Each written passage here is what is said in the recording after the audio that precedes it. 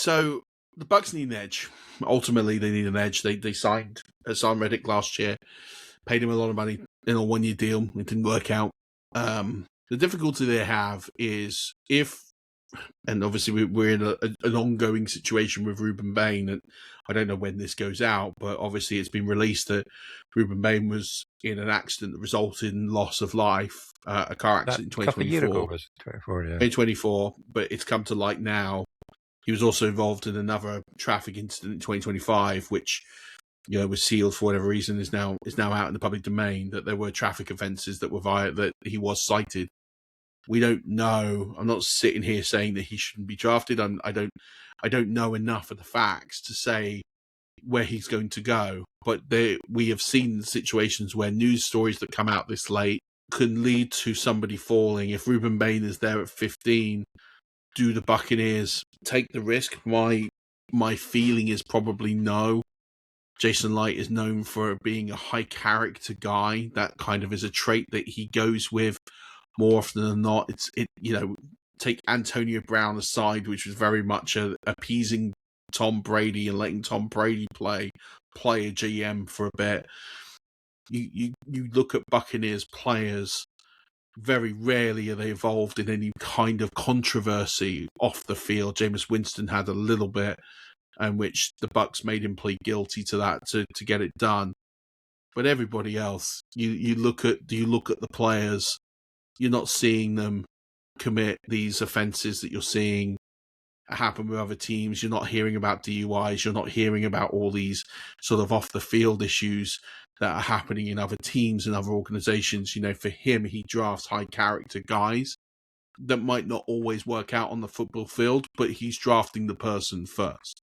And it's very rare that you'll get somebody really negative. And I'm not saying Ruben Bain is not a good guy either. I don't know. He was who I wanted, by the way, in January, before it looked like he was going to go 2, 3, 4, 5. I was sold on Ruben Bain. I feel he would be a generational pick for Tampa. It's so many similarities to Warren Sapp. It's kind of unreal that kind of all makes sense.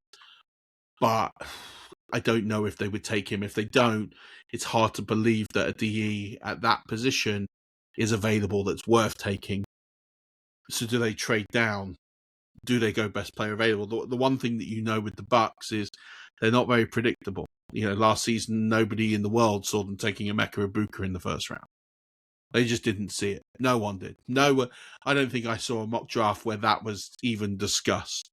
And I didn't see it coming. I don't know anyone that saw it coming. So that's kind of my point. We kind of don't know. It makes sense that they would take a DE. That's kind of what I would want them to do. But it wouldn't shock me if they went and did something absolutely radical. And they took a guy that they just, they absolutely love, that they believe is a game changer for their franchise.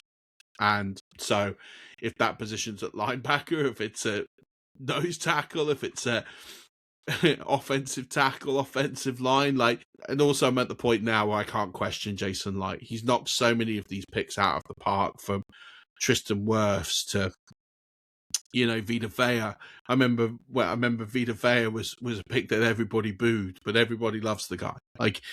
You look at the history, Anton Winfield Jr. in the high second round. Devin White, he won the Super Bowl. I know he didn't sign a new contract, but it was a pretty successful pick. This guy doesn't miss. And then Emeka Egbuka last year came out, absolutely stormed.